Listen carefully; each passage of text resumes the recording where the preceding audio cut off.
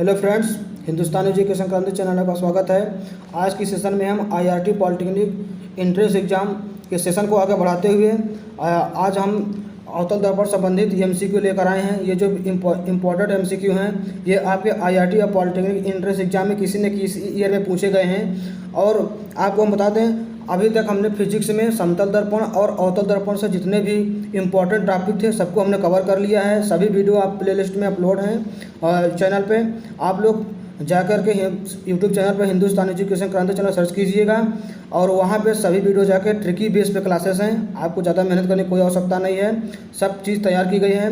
और बता दें, आपको इस चैनल पर सभी चीज़ें फ्री हैं, एक भी रुपये का कोई चार्ज नहीं है। यदि आप लोगों को इन सब चीज़ों का पीडीएफ चाहिए, जितने भी हमारी वीडियो अपलोड हैं सभी का अगर आपको पीडीएफ चाहिए, पीडीएफ पूरा फ्री है, सभी क्लासें फ्री हैं, कोई कास्ट आपको नहीं देना पड़ेगा।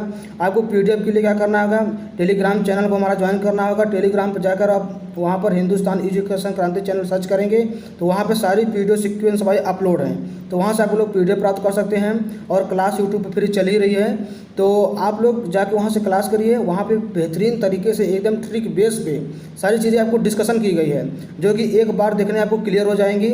और जो आपको प्रॉब्लम होती है आप लोग कमेंट बॉक्स में कमेंट कीजिए, हो सकता है उसको या तो हम किसी न किसी माध्यम से रिप्लाई देंगे आपको। तो आइए हम देर न करते हुए आज एमसीक्यू देखते हैं। ये इंपॉर्टेंट एमसीक्यू है। यदि आप लोग अभी तक कोई भी तैयारी नहीं किए हैं, यदि आप लोग गवर्नमेंट कॉलेज पाना चाहते हैं तो आप लोग लग जाइए। और ये मेरा 100% वादा है कि गवर्नमेंट कॉलेज दिलाने का मेरा 100% वादा है। तो आप लोग ये करिए, आज देखते हैं एमसीक्यू क्या होता है, क्या जो एग्ज़ाम होता है। बाकी चीज़ें आप लोग जाके चैनल पे देख लीजिएगा। देखिए हमारा जो फर्स्ट क्वेश्चन है, ये फर्स्ट क्वेश्चन इसमें क्या है, प्रकाश के संबंध में सत्य है कि। देखिए जितनी एमसीक्यू हम कराएंगे, यदि आप लोग इन सब चीज़ों में अगर आपको डाउट होगा तो आप लोग हमारी क्लास को देखिएगा प्लीज़, ठीक है। यहाँ पे कमेंट करने से बातें नहीं बनेगी, आप लोग हमारी एक बार क्लास करिएगा, वहाँ से आपको 100% क्लियर हो जाएगी चीज़ें। क्योंकि हम चैप्टर 1 समतल दर्पण और चैप्टर 2 जो अवतल दर्पण, ये सारे जितने भी इंपॉर्टेंट थ्योरी थी हमने सबको कवर कर लिया। और पूरे ट्रिकी बेस पे, एकदम फार्मूले पे ट्रिक पे सभी हमने ट्रिक बनाया है उसमें, तो वो आप वहाँ से जाके आप लोग क्लास कर सकते हैं। तो आइए हम देखते हैं इस पर। देखिए प्रकाश का संबंध सत्य है। सबसे फर्स्ट को इसमें ऑप्शन क्या है, प्रकाश वस्तु को नहीं दिखता, पहले गलत हो गया। प्रकाश स्वयं नहीं दिखता, ये बात हमारी क्या सत्य है। प्रकाश से प्रकाश ऊर्जा नहीं, ये भी गलत है। प्रकाश में उष्मा नहीं होता, ये भी गलत है। तो हमने जब फर्स्ट ही लेक्चर में वहाँ पे पढ़ाया है कि जो कहते हैं प्रकाश एक प्रकार की ऊर्जा है, जो क्या होता है, प्रकाश स्वयं नहीं दिखता है। तो प्रकाश स्वयं नहीं दिखता है, इसमें हमारा क्या होगा, ये सत्य हो जाएगा। फिर देखिए अगला हमारा जो एमसीक्यू है ये क्या है, कह रहा है अप्रदीप्त वस्तुएं दिखाई देती हैं। अब देखिए अप्रदीप्त वस्तुएं दिखाई देती हैं किस कारण कहते हैं, प्रकाश प्रकीर्णन कारण, तो ये गलत हो जाएगा। प्रकाश के विवर्तन कारण, ये भी गलत हो जाएगा। प्रकाश के परावर्तन कारण, ये बात सत्य है। क्योंकि देखिए जब प्रकाश वहाँ से आता है, सूर्य से आने वाले प्रकाश किरणें सबसे पहले धरती पर टकराती हैं, हमारे अर्थ पर टकराने के बाद क्या करती हैं, ये हमारी आंखों पहुँचती हैं। तो हमारी पृथ्वी जैसे हम हमारी आंखों पहुँचती होती तो पृथ्वी पर जो भी वस्तु होती है क्या होगा, मेज हो गया, टेबल हो गया, कुछ भी हो, तो जैसे हमारी आंखों पर जब प्रकाश पड़ता है तब हमें दिखाई देने लगती है। तो प्रकाश के परावर्तन कारण ऐसा होता है। फिर हमारा अगला एमसीक्यू है, क्वेश्चन क्या है, देखिए एक बिंदु पर मिलने वाली प्रकाश किरणें होती हैं, जो किरणें क्या होती हैं, एक बिंदु पर मिलनी होती हैं, तो प्रकाश किरणें क्या कहती हैं, उस किरणों को हमेशा क्या कहते हैं, अभिसारी किरण कहते हैं। इसी प्रकार से हम एक इंपॉर्टेंट क्वेश्चन पूछा जाता है, जो अवतल दर्पण है होता है क्या होता है, अवतल दर्पण क्या होता है, अभिसारी होता है। अभिसारी का मतलब कहते हैं प्रकाश किरणों को सिकोड़ता है, जबकि हमारा उत्तल दर्पण क्या होता है, अपसारी होता है, यानी प्रकाश किरणों को फैलाता है। तो ये दो क्वेश्चन को भी आप लोग के साथ तैयार रखेंगे। अब अगला हमारा क्वेश्चन है, आकाश का रंग वास्तविक होता है। देखिए आकाश का वास्तविक रंग हमने वहाँ पर लेक्चर में बताया है, उसका रंग क्या होता है, काला होता है। देखिए चंद्रमा पर देखने पर आकाश कैसा दिखाई देगा, अपने वास्तविक रंग दिखाई देगा। तो चंद्रमा पर देखने पर आकाश हमेशा कैसा दिखाई देगा, काला दिखाई देगा। तो यहाँ पर ऑप्शन क्या है, आप लोग टिक करेंगे, काला दिखाई देगा। फिर देखिए अगला हमारा क्वेश्चन है कि यहाँ पे आकाश नीला दिखाई देता है, क्योंकि इसका रीज़न क्या है, इसका रंग नीला होता है। पहला बार गलत हो गया है। सेकंड क्या है, वायुमंडल से इसी नीले रंग देता है, ये भी गलत हो गया। फिर हमारा क्या है, बैगनी व नीले रंग का प्रकाश प्रकीर्णन अधिक होता है, ये बात हमारी सत्य है वही। क्योंकि आकाश का जो नीला रंग है, देखिए आकाश का वास्तविक रंग काला होता है, लेकिन जो बैगनी व नीले रंग का होता है प्रकाश के, इनके जो कहते हैं, इनका प्रकाश प्रकीर्णन अधिक होता है। यानी ये हमारे आसमान में क्या हो जाते हैं, ये फैल जाते हैं। प्रकीर्णन अधिक होने का मतलब क्या होता है, ये जो हमारी जो सूर्य से 7 किरणें आती हैं, जो विग्योर हमारा आता है, तो उनमें जो बैगनी व नीला रंग होता है, ये क्या होता है, ये जैसे वायुमंडल पहुँचता है तो तरह बहुत तेज़ी से फैलता है, इसका प्रकीर्णन सबसे अधिक होता है, जिसके कारण हमें क्या होता है, जब हम धरती से देखते हैं तो हमें आकाश का देखते हैं, आकाश हमें से हमेशा नीला दिखाई देता है, जबकि हम चंद्रमा पहुंच जाते हैं वहाँ वायुमंडल नहीं है, इसलिए वहाँ से हमें आकाश का देखा काला दिखाई देता है। सबसे देखिए यहाँ पर एक मोस्ट इंपॉर्टेंट क्वेश्चन ये पूछा जाता है कि सूर्योदय एवं सूर्यास्त के समय सूर्य का लाल दिखाई देने का कारण क्या है। देखिए जो सूर्योदय एवं सूर्यास्त समय जो लाल दिखाई देने का कारण है वो प्रकाश प्रकीर्णन के कारण होता है। प्रकाश प्रकीर्णन का कारण ऐसा होता है क्योंकि हम जानते हैं कि जो हमारी लाल रंग की किरणें होती हैं, जो हमारी बिग होल होता है, जो हमारी लाल रंग की किरणें होती हैं, इनका प्रकीर्णन सबसे कम होता है, इसलिए सबसे पहले धरती पहुंचती हैं, जिसके कारण हमारी आंखों को ये दिखाई देती हैं। तो सूर्योदय एवं सूर्यास्त के समय सूर्य के लाल दिखाई देने का क्या कारण है, प्रकीर्णन के कारण होता है। अब हमारा देखिए अगला MCQ है कि कांच की प्लेट पारदर्शी होती है, जबकि कांच का चूरा क्या अपारदर्शी होता है। जब चूरा का मतलब है कांच के छोटे छोटे टुकड़े, तो ऐसा क्यों होता है, ऐसा होता है प्रकाश प्रकीर्णन से हो जाता है। फिर अगला देखिए इंपॉर्टेंट क्वेश्चन है कि प्रकाश के लिए सबसे अधिक प्रकीर्णन होता है। तो प्रकाश के लिए अभी हमने बताया सबसे अधिक किसका प्रकीर्णन होता है, बैगनी रंग का प्रकीर्णन सबसे अधिक होता है। फिर देखिए ये भी इंपॉर्टेंट क्वेश्चन है कि खतरे के सिग्नल लाल रंग के प्रयोग किए जाते हैं क्यों। देखिए बताइए जो खतरा का सिग्नल होता है, जैसे जो हमारी क्या होती है रेलगाड़ी वगैरह आती है, उसको सिग्नल देने के लिए हमेशा देखिए लाल रंग का प्रयोग करते हैं, या तो वाहनों के लिए सिग्नल देने के लिए हमेशा लाल रंग का प्रयोग करते हैं। देखिए उसका रीज़न यही होता है क्योंकि लाल रंग का प्रयोग होता है, लाल रंग का प्रकीर्णन सबसे कम होता है। जो हमारा लाल रंग होता है ये हमारी क्या होता है, वही वायुमंडल में सबसे कम इसका प्रकीर्णन होता है, कम फैलता है, बहुत दूर से हमें दिखाई देता है, इसलिए हमें क्या होता है खतरे के सिग्नल के लाल रंग का प्रयोग किया जाता है। फिर हमारे इसमें अगला MCQ है सूर्य के तारे के कमरे में न पहुंचने पर भी कमरा प्रकाश हो जाता है।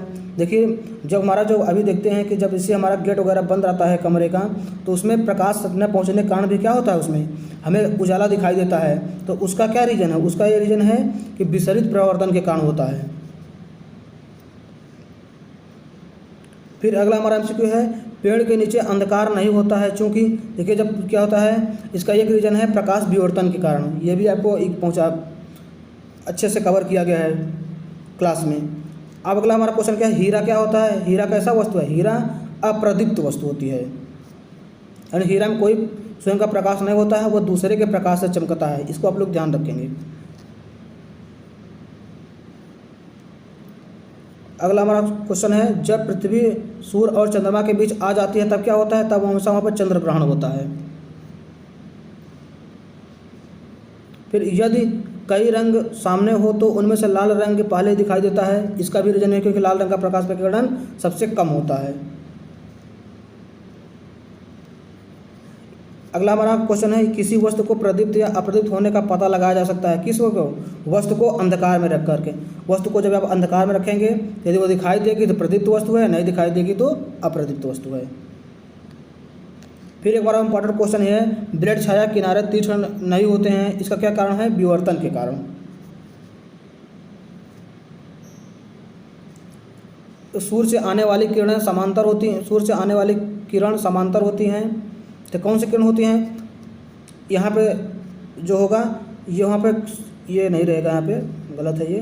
तो इसका क्वेश्चन क्या होगा, सूर्य से आने वाली किरण होती हैं तो यहाँ पे क्या होगी, समांतर होती हैं।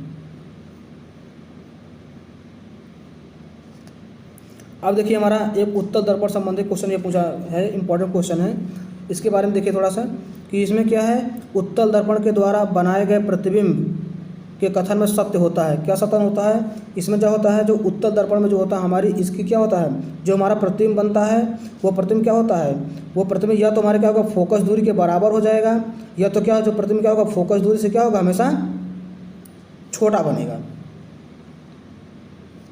इस कथन हमारा क्या है, इसलिए हमारा ये कथन सत्य हो जाएगा, बाकी ये चीज़ें क्या है गलत हो गए। ये हमारा जो कह रहा है उत्तल दर्पण का है, इसके लिए भी हमने क्लास में बेहतरीन ढंग से डिस्कशन किया है, तो आप लोग क्लास में देख सकते हैं। अब देखिए यहाँ पे क्या है, एक क्वेश्चन है 100 सेंटीमीटर वक्र त्रिज्या वाले उत्तल दर्पण की सहायता से बनाए गए वस्तु के प्रतिबिंब की अधिकतम दूरी क्या होगी। तो आप लोग जानते हैं F बराबर r/2 होता है, r का मान 100 दिया है, तो यहाँ पे क्या कैंसिल हो जाएगा, तो 50 सेंटीमीटर हो जाएगा। फिर अगला क्वेश्चन है किसी वस्तु का आभासी सीधा प्रतिबिंब बनाया जा सकता है। अब देखिए अवतल दर्पण के द्वारा, अवतल दर्पण के द्वारा, उत्तल दर्पण के द्वारा, समतल दर्पण के द्वारा, सभी। देखिए तो कह रहा है किसी वस्तु के द्वारा आभासी सीधा प्रतिबिंब बना सकता है। तो जब हम वहाँ पे पढ़ाए थे आप लोगों की जब क्लास में कि अवतल दर्पण के द्वारा प्रतिबिंब बनने की 6 कंडीशन है, जो वहाँ पर 6 नंबर लास्ट कंडीशन थी, वहाँ पर उत्तल दर्पण प्रतिबिंब कैसा होता है, आभासी सीधा वस्तु से बहुत बड़ा बनता है। तो यहाँ पे क्या हो जाएगा, उत्तल दर्पण से भी बनेगा। फिर सेकंड नंबर उत्तल दर्पण, अवतल दर्पण से बनेगा। फिर सेकंड नंबर का उत्तल दर्पण, उत्तल दर्पण से प्रतिबिंब हमेशा कैसा बनता है, आभासी बनता है, सीधा बनता है, ये भी बात सही है। फिर समतल दर्पण से बनता ही है, इसमें क्या होगा, आल यानी आल ऑफ द सभी क्वेश्चन होंगे। फिर अगला इंपॉर्टेंट क्वेश्चन है, महेश किसी दर्पण की सहायता से अपना सीधा प्रतिबिंब 300 सेंटीमीटर का देखता है। यदि महेश की लंबाई 250 सेंटीमीटर है तो 250 सेंटीमीटर है तो वह किस दर्पण का उपयोग करेगा। देखिए जो महेश है, महेश किसी दर्पण की सहायता से अपना सीधा प्रतिबिंब 300 सेंटीमीटर का देखता है, यानी वो अपना सीधा प्रतिबिंब 300 सेंटीमीटर, लेकिन उसकी लंबाई क्या है, 250 सेंटीमीटर है। अब देखिए जब उसकी लंबाई, अब समतल दर्पण में हमेशा कैसा वस्तु के लंबाई के बराबर प्रतिबिंब बनता है, जितनी दूरी पर वस्तु रखी रहती है उतनी दूरी पर प्रतिबिंब बनता है। तो समतल दर्पण तो नहीं हो गया, तो हमने बता दिया यहाँ पर अगर वस्तु है तो इतनी ही दूरी पर इतनी लंबाई पर इसका प्रतिबिंब बनेगा, वास्तविक सीधा तथा वस्तु के बराबर। तो हमारा क्या होगा, ये नहीं होगा। अब हम जब उत्तल दर्पण में क्लास करते समय आपको बताए थे कि जो हमारा उत्तल दर्पण है उसमें प्रतिबिंब क्या बनता है, हमेशा क्या होता है, उत्तल दर्पण प्रतिबिंब हमेशा वस्तु से क्या होता है, छोटा बनता है। 2 ही कंडीशन है तो वो भी नहीं होगा। लेकिन यहाँ पे क्या होगा, बड़ा बन रहा है, तो इसके क्या हो गया, अवतल दर्पण की लास्ट कंडीशन है, कंडीशन नंबर 6। यहाँ पे क्या हो जाएगा, अवतल दर्पण में, क्योंकि उसका प्रतिबिंब क्या है, उसकी लंबाई क्या है 300 सेंटीमीटर, वो प्रतिबिंब बड़ा देख रहा है, उसकी लंबाई 250 सेंटीमीटर के प्रतिबिंब 300 सेंटीमीटर सीधा देख रहा है, यानी 6ठवीं कंडीशन होती है, ये दर्पण के पीछे उसका प्रतिबिंब बन रहा है।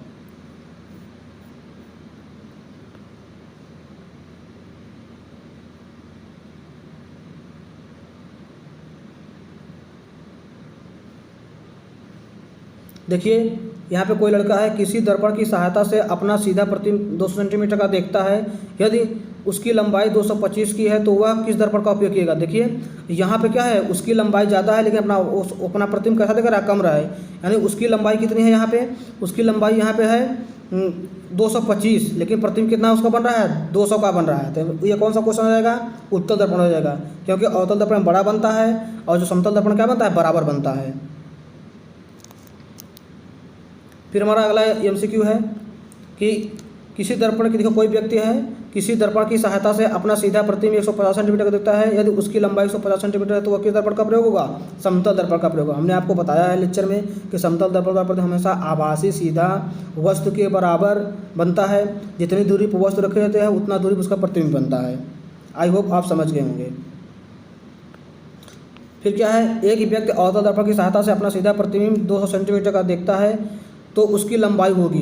अब देखिए कह रहा है कि एक व्यक्ति अवतल दर्पण की सहायता से तो 200 सेंटीमीटर प्रतिबिंब देखता है।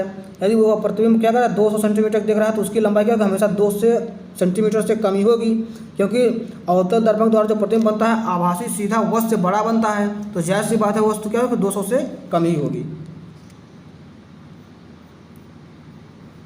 देखिए ये जितने क्वेश्चन कराए जा रहे हैं ये वेरी मोस्ट इंपॉर्टेंट क्वेश्चन है, प्लीज़ आप लोग इसे करेंगे। और आप लोग क्लास जाके वहाँ पर हिंदुस्तानी एजुकेशन क्रांति चैनल सर्च करके यूट्यूब पर, वहाँ से आप लोग क्लास करिए।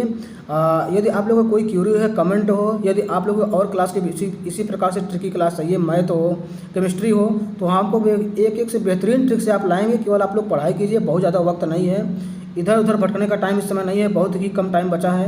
और आप लोग विश्वास करिए, अपने लोग थोड़ा पॉजिटिव थिंकिंग लाइए, सभी को गवर्नमेंट कॉलेज मिलेगा। तो आप लोग चैनल पर विजिट कीजिए, वहाँ पे देखिए वीडियो ज़्यादा आप लोग क्या कीजिए, देखिए वहाँ पे अपने फ्रेंड के पास इसको शेयर कीजिए ताकि सभी का भला हो सके। और चैनल को सब्सक्राइब कीजिए और बेल आइकन को प्रेस कीजिए ताकि आपको पता चले कि हम कौन कौन से वीडियो अपलोड कर सकते हैं। तो आप लोग इतने लिए आप खुद ही समझदार हैं, तो आप लोग सब कर सकते हैं। अब आइए देखते हैं हमारा क्वेश्चन है। देखिए रेखीय आवर्धन की तुलना, ये हमारा रेखीय आवर्धन संबंधित क्वेश्चन है। ये भी क्वेश्चन आपको 100% एग्जाम में एक तो क्वेश्चन पूछ लेता है। देखिए सबसे पहले किस दर्पण का रेखीय आवर्धन +1 होता है, तो क्या वह कौन सा दर्पण, समतल दर्पण होता है। ये भी हम सारी चीज़ें वीडियो में आपको कवर किए हैं। फिर अगला हमारा क्वेश्चन है, किस दर्पण का रेखीय आवर्धन +1 से कम होता है, तो वह कौन सा दर्पण होगा, उत्तल दर्पण होगा। फिर है, किस दर्पण का रेखीय आवर्धन -1 के बराबर होता है, वो अवतल दर्पण होगा। फिर है, किस दर्पण का रेखीय आवर्धन 1 से कम तथा ऋणात्मक होगा, वो अवतल दर्पण होगा। ये जितने भी क्वेश्चन ये दिखे जा रहे हैं आप लोग इसे आप ध्यान से याद कर लेंगे। ये क्वेश्चन एक न क्वेश्चन या तो IRT में या तो पॉलिटेक्निक में 100% रहेगा। वेरी मोस्ट इंपॉर्टेंट क्वेश्चन चल रहे हैं, आप लोग से लीजिए। फिर देखिए अगला हमारा क्वेश्चन है कि किस दर्पण का रेखीय आवर्धन 1 से अधिक तथा ऋणात्मक होगा, ये भी अवतल दर्पण है। फिर अगला क्वेश्चन है किस दर्पण का रेखीय आवर्धन 1 से कम तथा 1 से अधिक होता है, वो अवतल दर्पण है तथा 1 से बराबर होता है। तो आई होप आप समझ गए होंगे और यहाँ तक का हमारे आज का सेशन हमारे यहाँ समाप्त करते हैं। इसके बाद हम आप जो इसमें हमारा जो पार्ट 2 आएगा उसमें समतल दर्पण संबंधित जो भी इम्पॉर्टेंट MCQ बनेंगे वो लेकर आएंगे। हमने यहाँ पे अभी तक आपको फिजिक्स में समतल दर्पण और अवतल दर्पण के पूरा थ्योरी, इम्पॉर्टेंट क्वेश्चन और सारी चीज़ें डिस्कशन कर दिए हैं। आपको बता दें ये लाइट ऐसा चैप्टर है, आपको पूरे लाइट चैप्टर से मैं बात कर रहा हूँ। पूरे लाइट चैप्टर में आपके जो 25 क्वेश्चन पूछे जाते हैं उसमें 12 से 15 क्वेश्चन 100% पूछे जाएंगे। यदि आप लोग इन चैप्टरों को कवर कर लेते हैं तो आप 50 से 60 नंबर 100% आराम से गेन कर सकते हैं। तो आप लोग चैनल पे जाइए और वहाँ पे वीडियो देखिए और जो भी कमेंट हो कमेंट कीजिए। और अगला पार्ट देखिए, हमारे जो वीडियो अपलोड करने का सिस्टम है आपको सुबह 6 बजे मिलेगी चैनल पे। तो क्योंकि हमारा और सेमेस्टर का भी जो आपको सेमेस्टर क्लासेस भी हम यहाँ पे लेते हैं, प्रैक्टिकल वगैरह चल रहा है, तो आप लोग करिएगा। और अगर आप लोगों को मैथ में चाहिए, अगर आपको इतना कम टाइम बचा है, यदि आपको चाहिए इतने कम टाइम में कैसे तैयारी करें, तो उसके लिए हम एक वीडियो बना देंगे कितने मोस्ट इंपॉर्टेंट कौन कौन से क्वेश्चन हैं। तो पहली बात आप लोग अगर चैनल पे आएंगे तो आपको, क्योंकि इसमें फालतू से जो कुछ नहीं पढ़ाई जा रही है आपको, जो आपको एग्जाम है, जो आपका सिलेबस है उसी पर टारगेट किया जा रहा है। और हम कोशिश करेंगे आपको आपके एग्जाम से पहले जो है जो भी इंपॉर्टेंट क्वेश्चन है इतना आपको पढ़ा देंगे, आपको लोगों को गवर्नमेंट कॉलेज मिल सके। तो thank you for watching video और आप लोग चैनल को